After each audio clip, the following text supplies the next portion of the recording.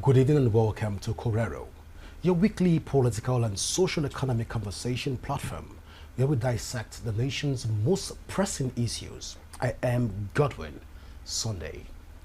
Tonight, we turn our focus to a topic that touches nearly every Nigeria household, and this topic is housing. For more decades, the question of affordable shelter has remained one of the country's biggest social economic challenges.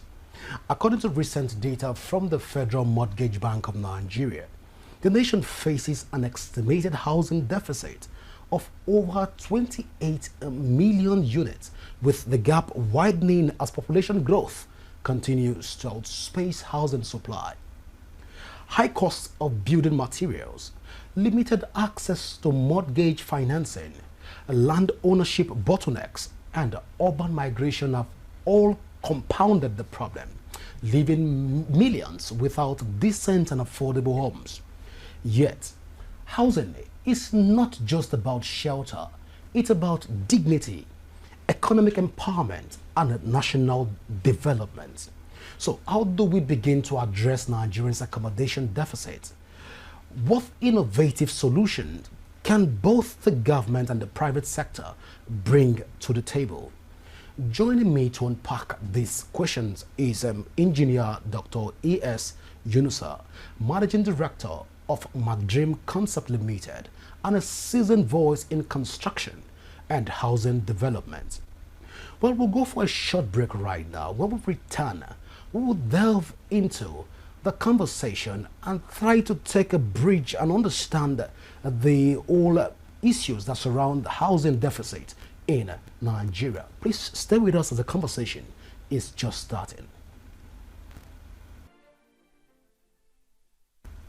With me in the studio right now is engineer Aliyu Yunusa. You're welcome, and it's a delight to have you on Correro. Thank you very much for having me. Well, engineer, a lot of conversations that are even begging for answer, but then let's get your professional take on the issues of housing. What is the true picture of Nigerians' accommodation crisis? Is it a surplus issue or affordability problem, or both, from your own professional angle? Okay, thank you very much for having me, and thank you for picking an interest in one of the most important basic needs of mankind, which is housing. The question, what is the actual problem of housing in Nigeria? At least, as you rightly said, over 28 million housing deficit according to data. Most of the time, what I believe that it might be the problem, or what is actually the problem, is housing mismatch. What I mean by housing mismatch is that many of us, we are in the urban city right now, Abuja, Lagos, where the economy activity of the country is booming, while we have empty spaces in our various villages. So the mismatch happened in the sense that the economic activity of the country is centered around certain region, and it put pressure on those locations.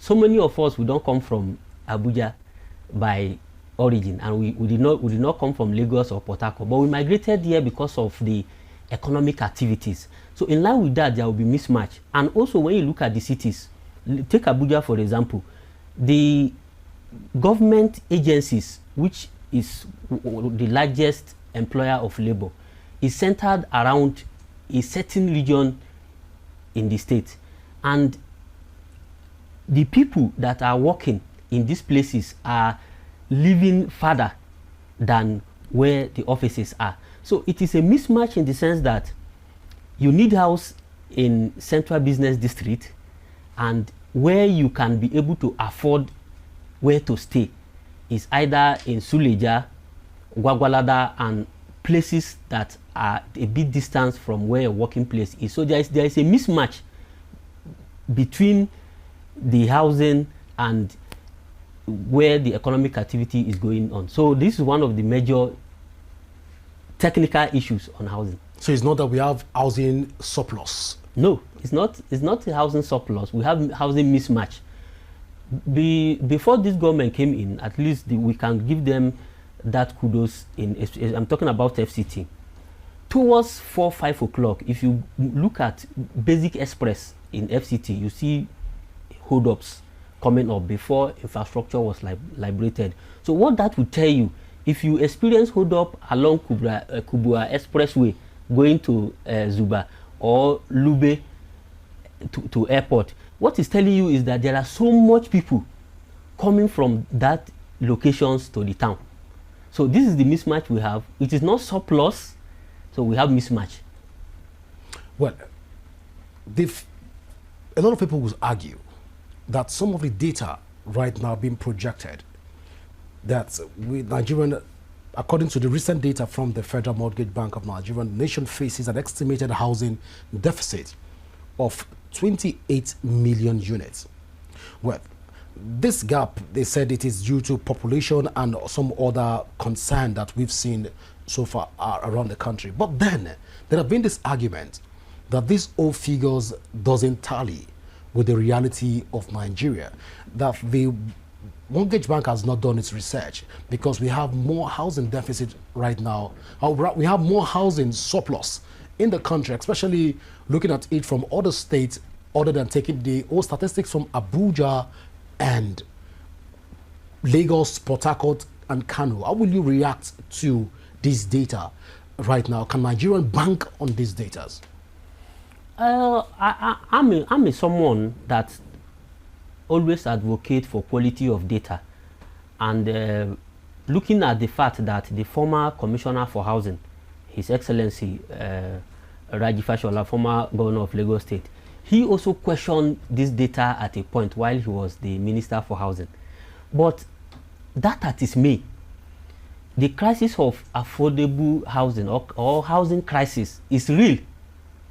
It's not a rhetoric.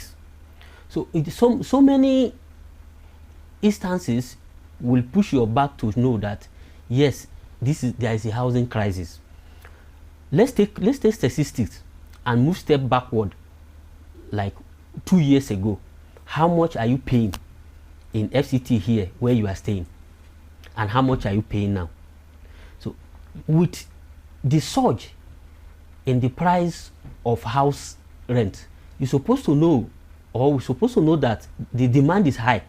And basic economics taught us that when we have mismatch in demand and supply, there will be push up in prices. So the surge and increase in house rent is a testament that there is actually, we have deficit of housing in the country. It's not just a conversation around urban areas, because a lot of people that are within the rural circles are not even complaining about housing deficits. I have said it earlier. Yes. I said mismatch.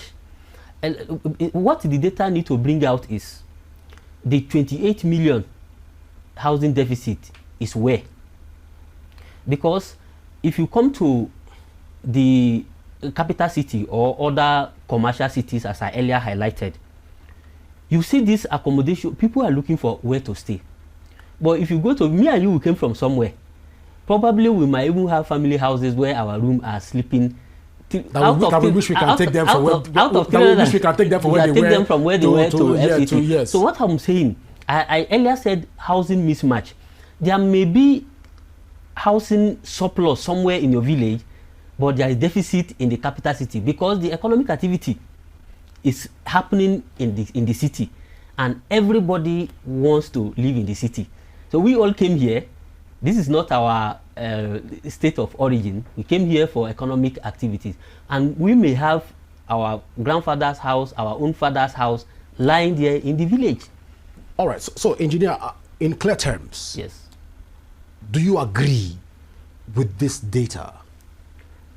Yes, I agree, because I'm a player in 28 million housing deficit, yes, in Nigeria. Yes. You agree with this data? Yes, I agree, because the data is not assumption.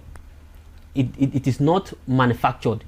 So the data has been accredited by a lot of experts. Even the African Development Bank, the former administration, they made reference to also this data too. So if high recognized organizations in the world are making reference to this same data, it means the data is true. So what we need to find out is it the percentage of the urban deficit and the percentage of rural deficit, which is where the major work lies. Well, so, Engineer, let's talk about the whole government policies and implementation. We've seen initiatives like the National Housing Fund and the Family Homes Fund, but then have they really made any significant impact, or are they underperforming in order to address some of the housing concern of Nigerians? Okay, the question of underperformance is not even a question of discussion. 28 million housing deficit.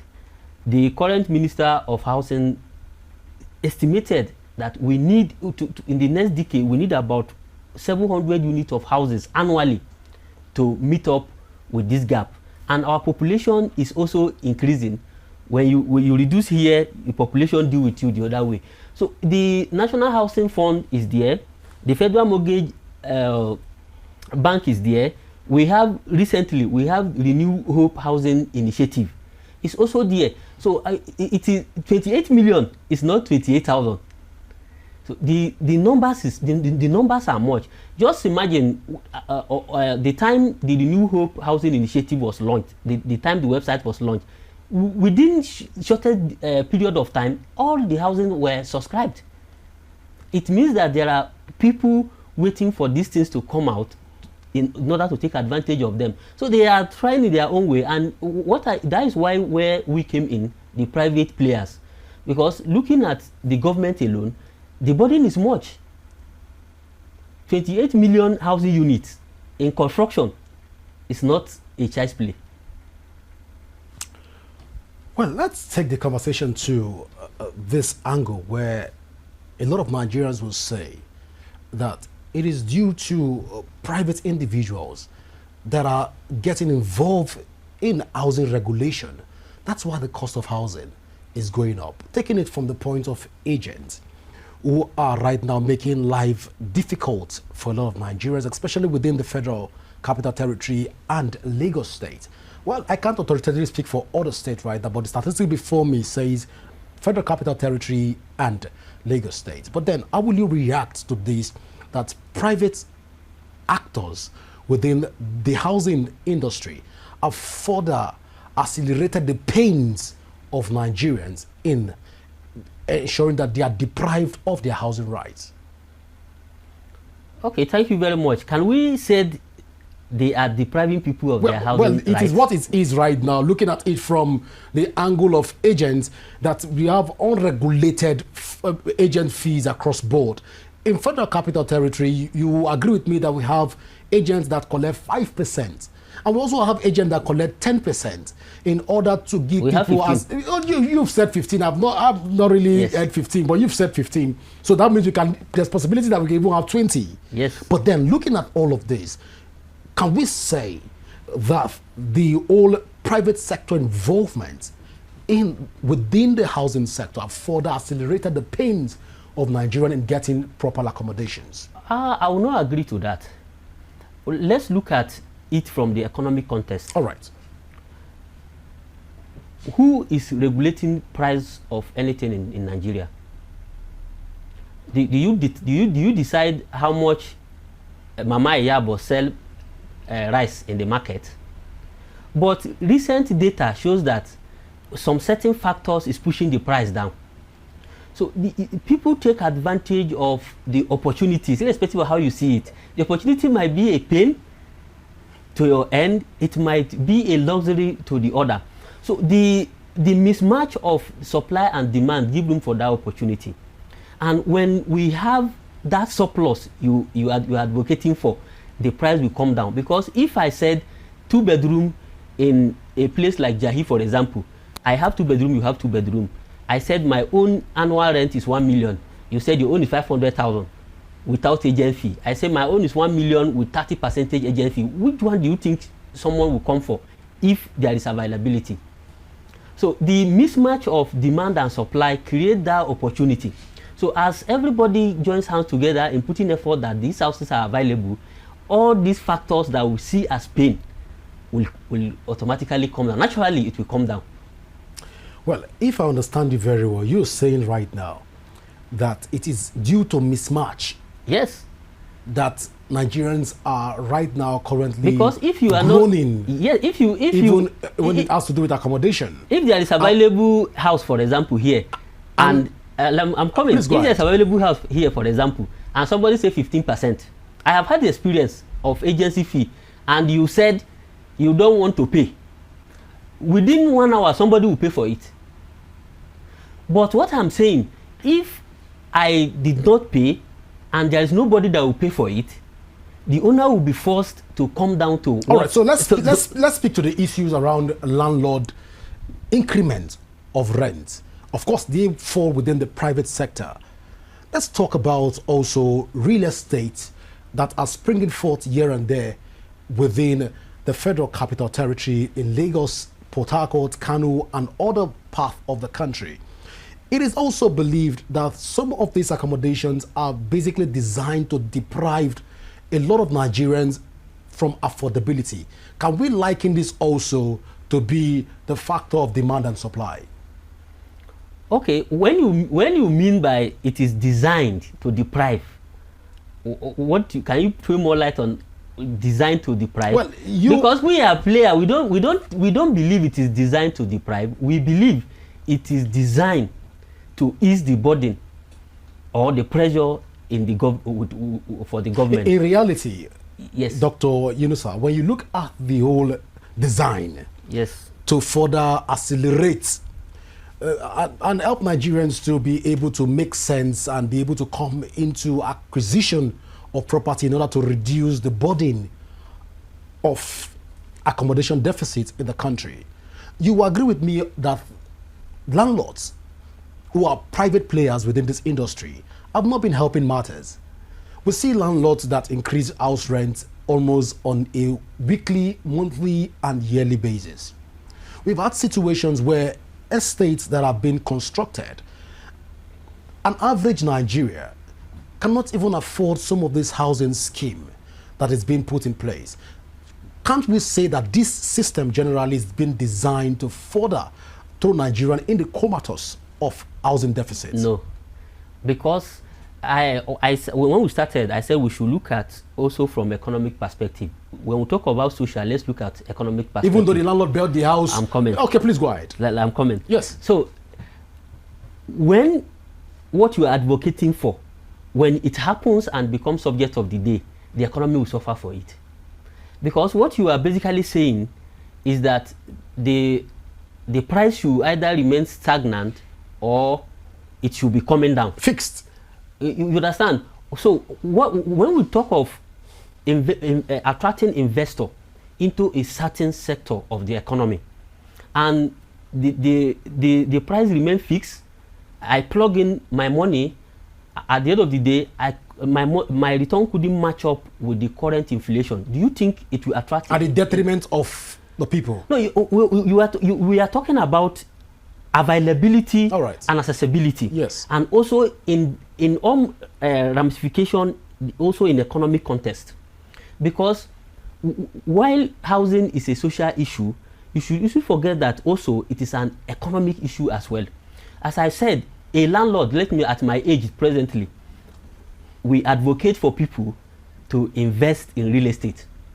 And when we advocate, we tell them that while the property appreciates in value, they can also generate residual income through their annual rents.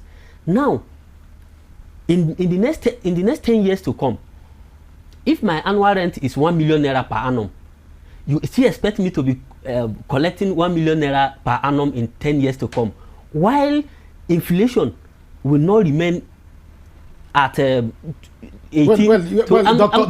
Yunusa, before you hit that point, the price of cement which you bought that house and built that house has not changed. The price of some of the building materials has not changed. But then because of the cost of inflation, an average Nigerian is meant to suffer. Can we literally say that the average Nigerian landlord or private stakeholder within the housing sector is being wicked to Nigerians? No, you can't say so. It's just like when you said, okay, why price of cement is going up? But the house was not built yesterday.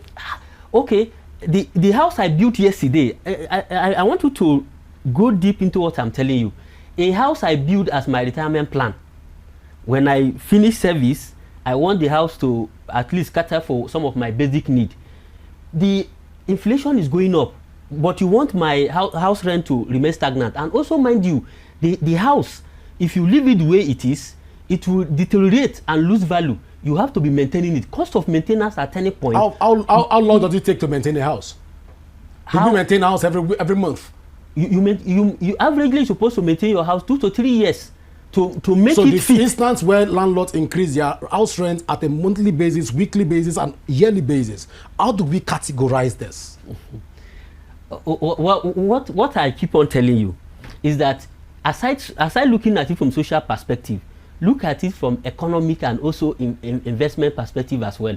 I can't tell you that landlords are being wicked by increasing their house rent. The same way you will not tell me that Mama Iyabo selling rice in the market is becoming wicked by selling rice of from 20,000 to 100,000. The comparison you keep bringing up is Mama Iyabo. Let's take it to Mama Iyabo. Okay, let's come to Godwin. No, let's take it to Mama Iyabo. Let's come to Godwin. Since the conversation has gotten to Mama Iyabo's table, okay. Mama Iyabo gets to the market, understanding the agricultural value chain, inflation, price of mobility.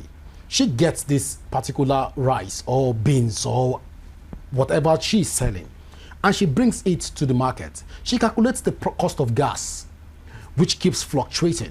She calculates the cost of mobility. She calculates the cost of the whole rice, and she arrives at a figure. Mama Iyabo's price is subject to various changes. A house, I believe a lot of Nigerians will also tow this path with me. A house has been built 20 years ago. The cost of maintaining this house is not that the house is completely falling down, but then the landlord keeps increasing this house every year. People within the Federal Capital Territory are at the verge of all of this. Lagos State is not spared in this conversation. This house has not dilapidated. This house has not cracked, but the rent keeps going up on a yearly basis. And as such, landlord keep telling tenants, giving tenants evacuation notice and quit notice for them to leave the company if they cannot afford this rent. Can we say at this point that these landlords whose house have not cracked are operating within the ambience of the law? Socially, are they being fair to Nigerians? And economically, is the house supposed to be a retirement plan at the detriment of an average Nigerian? Okay, thank you very much for going that route. Remember, we had this conversation before, and I told you that the price of housing will never come down, and we laugh over it. So the purpose at which someone acquire a house determine how he or she is going to manage that property. In my father's house, where I have a room, my father gave me the house for a social reason. So my father cannot come and say I should be paying house rent annually because price of rice or every other thing is going up. But when I invest in a property, I bought that house for investment purpose. The purpose is very important. I bought house for investment purpose. The surrounding environment, other economic factor is affecting my personal life. So where should I fall back to? Is what I have to bail me out of the condition. So it will show up. They are not being wicked. They are reaping the benefit of their investment. That was why we encourage people like you that irrespective of how it is, key into the available initiatives to own a house for yourself. Because in the next 20, 30 years to come, a house that is 1 million naira now will become 5 million. And that is how it will continue, because every government or economic expert doesn't pray for what you are wishing for. Because when housing loses value, who are those investors that will come in? So you have to also look at it from that angle. At the detriment of Nigerians. So that's why we are advocating. That's why there are other initiatives out there to help Nigerians to own property. See, what we are saying, what we are saying is part of the ownership. McGregor theories. I've always proposed that under looking at it, housing is one very important social issue. Yes. But then, at the detriment of Nigerians, looking at the number of figures of 28 million is not 28,000 housing deficits at every point in time across the country, and this figure keeps rising. This is not the same figure we had 3 years ago. Yes. It keeps rising. Because population is increasing. No, it is increasing, and yes. landlords are not being fair. Let me take your attention Please to one go thing. ahead. At every point in time, there must always be a tenant. Go and check in Google how many weddings happen over the weekend. How many weddings? And those weddings, for now, they are just the man and the woman. In few years, 9 months or 1 year now, and another person will enter the family. And maybe probably they start from a 2-bedroom apartment. The house will become small for them. They have to rise their level. Step up their game. Step up their game. And as they are stepping up, another generation is coming. So the concept of house rent must continue. While the initiatives, the strategies to make the housing affordable, the problem now lies when the social welfare, entire economic social welfare of the person is not improving. What I mean by the overall total economic welfare is that someone that married yesterday, your overall annual income probably, for example, 10 million naira. In the next 5 years, if your annual income still remain 10 million, that is where the problem comes. The conversation should be how to improve everybody's social welfare in such a way that housing of 5 million is not expensive for you, because affordability is relative. As I used to say, iPhone in the market is expensive in some context. In some context, it's affordable, depending on who is approaching it. So when the social welfare is okay, the concept of affordability will disappear. And that is where the surplus, the demand and the supply can meet. All right, so at this point, you're saying you're justifying the fact that house rents keep going up at will. Yes.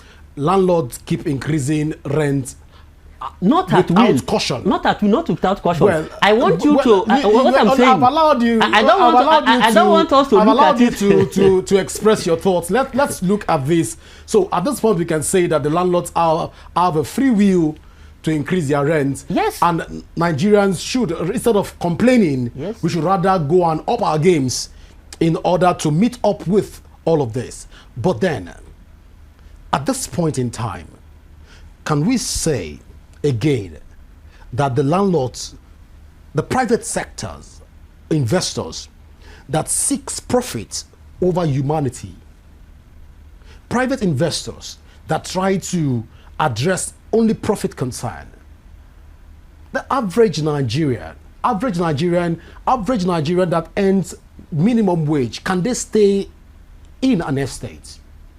Can they stay within the metropolitan path of the cities? So at least putting in investors first, other than humanity, when you look at it as a professional and going by those angles. Okay, you are trying to make the conversation emotional. This is not an emotional conversation. The investors, everybody's supposed to be praying for them. I'm a real estate developer, for example. Over 5 years of our existence in the game, I know how many units of houses we have delivered and people are living there. Imagine a situation where this option is not available. The pressure will also be high. Now, what we are saying, the major context of the conversation should be, I started with a mismatch. Let's go to the public servant you are talking about. I'm working in Ministry of Housing, for example, and our office is here. I live in Gwagwalada. Let's think of how to have, just like police system of operation, how to have an outpost where if I live in Gwagwalada, if I live in Gwagwalada, I don't need to come here. I can comfortably live there, because the pressure that is coming into the houses, because everybody wants to live close to where they work. Yes. So if all these things, institutions are liberated, the pressure will come down. Imagine now, take for instance the opportunities I have in FCT, I have them in my village. I don't need to pay for a house or buy any house. I'll just remain in my father's house and do my business every day. So this is what we should be talking about, economic liberation.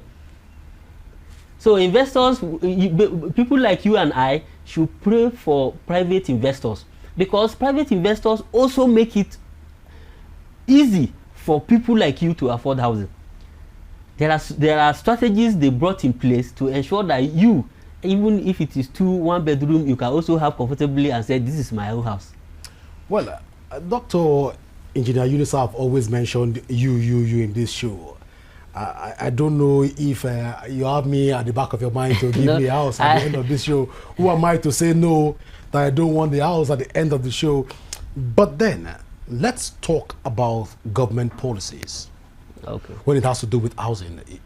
We understand that we ought to have a regulatory body that should be in charge of regulating the price, in terms of price control in general.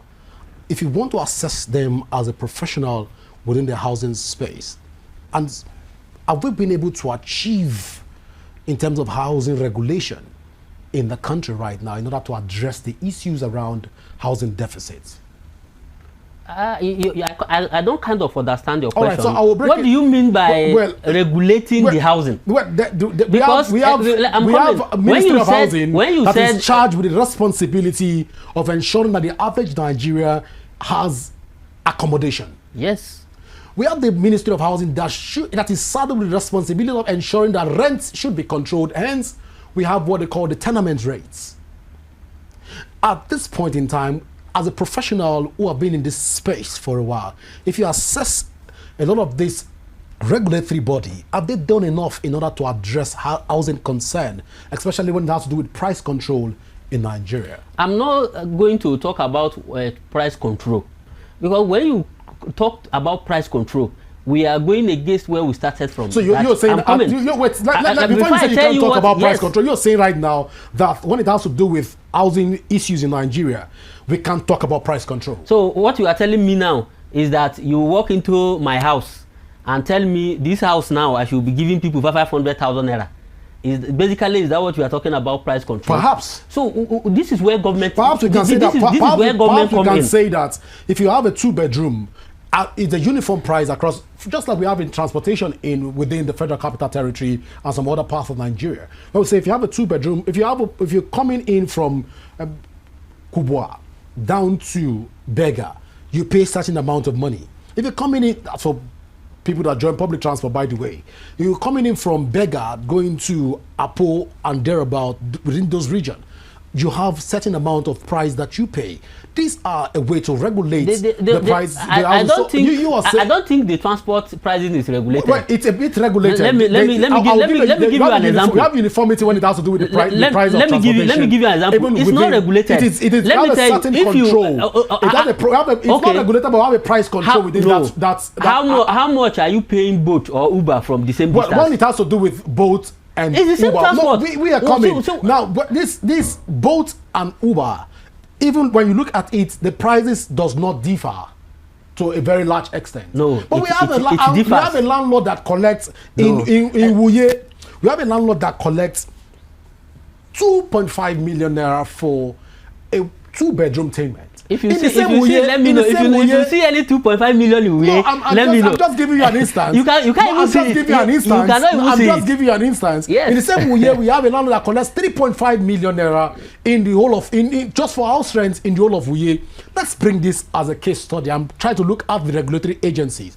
Can we say at this point that the regulatory agency have failed Nigeria when it has to do with price regulation within the housing sector? Or we shouldn't talk about price regulation within the housing sector? How many markets is being regulated in Nigeria?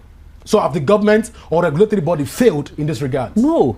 The government is doing their own part to ease the burden on the Nigeria. Without the government, let me tell you, please go ahead. At a point last year, early 2024, without government intervention, even this conversation today, maybe some people will come and stone us from the studio.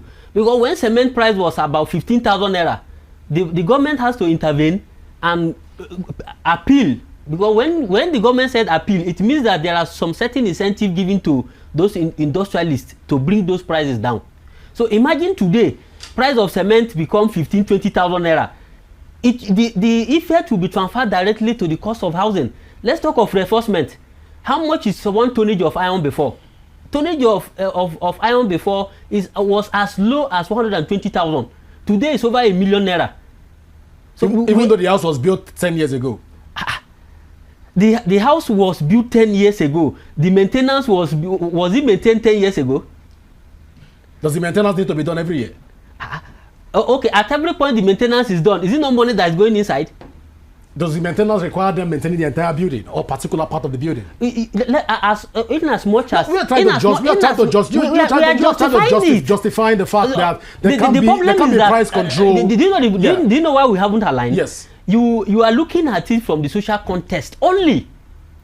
As a person, if I become a philanthropist, for example, I can commit some certain amount of my money, develop an estate, and the estate I will make the housing affordable for people. That is from social context. That is my own consciousness. While from economic perspective, investors perspective, I build a house because I want to save my money. So the financial experts advise you not to keep your liquid cash, that it will lose value, the power will go down. And one of the places they recommend for you is that put this money in property, let you have a residual income. Then you tell me that I should use me to do godly activity if I'm not willing. So coming to government, Renew Hope Housing is there. If you don't want McDream as a developer, go to Renew Hope Housing Initiative. The current Minister of Housing, he declared 100 units of houses in every local government, or 774 local government. The initiative is ongoing. Browse your local government, apply. It's there. So it is when you are looking at Maitama, you are looking at Abuja, then you said it is expensive. So let's talk about the core issues. And also, why are you not going every day to your village and you are living in FCT? So these are fundamental issues that we must address. Landlords are not wicked. In fact, do you know there are people with their money looking for house they don't see? Do you know how long it takes an average person in Abuja to find a decent accommodation with your money? Then these people that are making it available, you want me to agree with you that they are wicked? I can't. So when we talk about social perspective, where government need to come, is the burden, pet us as it should be, let's also look at the economic angle so that the industry will not collapse. Well, it's an interesting conversation tonight, but then before I let you go, Nigeria has always placed itself as the giant of Africa. Yes. A lot of countries that are under the auspices, under the shoulders of the giant of Africa, have tended to be able to successfully address housing issue to a very large extent. When we look at all of this country that have been able to address these housing issues, housing deficit has also been a very key issue that has been addressed. As the giant of Africa, what lessons can we even learn from all of this country in order to tackle our housing challenges in general? Okay, thank you very much. When we compare the housing deficit of other countries to Nigeria, we have to look at one fundamental context, which is our population. See Rwanda, for example. Our housing deficit is around over 28 million. In Rwanda, it's less than 1 million. Their housing demand in a year, or housing gap, is around 20,000 units. And also, let me tell you, in 2024, the Rwandan Housing Authority, we are talking about urban migration as one of the challenges. But Rwandan Housing Authority projected to increase urban migration from 80% to 35% as part of their housing plan. Why in our own we are talking of that we are overpopulated in urban areas. So look at the population gap. Ghana was around 2 million What is our population compared to Ghana? So when we look at addressing of housing deficit in this country, let's look at the population. We cannot, when we can't compare some countries that if you make the population of Kano, Lagos, FCT and some few northern states are more than the entire population of that country, then we use it to judge our issues. Like Rwanda is not as big as Nigeria. I can give them that credit in terms of housing policies and implementation. They have digitalized their housing processes up to like 90 to 95%. There was a platform we have that even one of them said it about 98%. So immediately he said it. Despite that, it is a very high improvement. I just have to look at the numbers. So the population is there. We can't.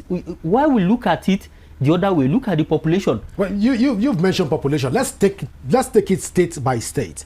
Is it that it is impossible for each state to be able to address certain concerns within the housing sector? How many states are fighting for housing deficit in Nigeria? When we talk of deficit in Nigeria, we are always talking about urban places. In my village, they are not talking about housing deficit. Because if I go to my place today and I don't even have a house, I see places to sleep if I want to live. So our rural community is not talking about deficit. What we are talking about in those places is urban deficit. What we have is urban deficit, and in rural environment we are talking about quality of housing, at least to upgrade the quality of the housing they have, where basic amenities that we enjoy in the cities, they have it. But non-availability is not a question. So our major pressure is in the urban area. Since you've taken it to that point, just before I let you go, Dr. Engineer Ali Yunusa, a lot of Nigerians are curious at this point. You are a professional in this field. Is there light at the end of the tunnel for the average Nigerian that is looking forward to have better accommodation, affordable housing system? Is there light at the end of the tunnel? Looking at its end within a period of 12 months, what can we do to even reduce the housing deficit meaningfully? Okay, thank you very much. In the span of 12 months is too short. This is let's have a time frame. Yes, if you say it's too short, that means you don't want to give us a time frame. 12 months is too short. But it's a time frame. 12 months there will be a progress. So what can we do to make housing affordable? First of all, we have to look at our taste. You see, you have a very fine studio. Everywhere is tied. You can afford it. You bring your money out to do it. But me that may not have the money to polish a studio like this, if I want to start a studio, and what I am the end point I'm thinking is how to polish everything from inception, issue of affordability will come. While we are growing up, we used to build houses without tiles. We build houses with steel window. Incremental ownership. We have to start thinking about incremental ownerships, because when we start thinking of luxury, high-end houses, the issue of affordability will continue. Another option is cooperative, which some organizations are trying using that. Cooperative, take for instance, we work in the same studio, we can form cooperative. It gives us power to access some of those government initiatives we see, as when you put your hands together, you can access them. This are another one. Then thirdly, you can think of shared ownership. Shared ownership in the sense that when God starts buttering your bread, instead of you to have only myself thinking, I can partner with you to buy 1 bedroom. Then when God butter our bread again, we'll partner to buy another 1 bedroom. Me and you now you own 1 bedroom, I own 1 bedroom. But when all I'm thinking is that I must own everything from inception, it might be difficult for me. But is there light at the end of the tunnel? Yes, there is light. People are buying houses. So what we need to talk about is how, from the point we started from, of how the social welfare of the people will improve to meet up with the product we desire or we need to have, because housing is one of our basic needs. So when our life social welfare is okay, we are doing well, people like you that are doing very well, this problem does not concern you. So we also pray that this opportunity should reach other people. Well, I wanted to react to that, but then I'm being signaled that our time is fast spent. Dr. Engineer Yunusa, but I want to say thank you so much for finding out time to be with us here on Corero. Thank you very much for having me. Well, it has been an interesting conversation tonight, looking at the housing, addressing accommodation deficit in Nigeria, and quite a lot of things to even look at, but our time is fast spent. Don't forget that you can join the conversation and follow us across all our social media handle currently showing on your screen. And you can also download the Rapid TV app from your Android and iOS devices to keep track of our broadcast. My name is Godwin Sunday. Always remember that peace and unity are the pathways to progress. Do enjoy the rest of your evening. Bye for now.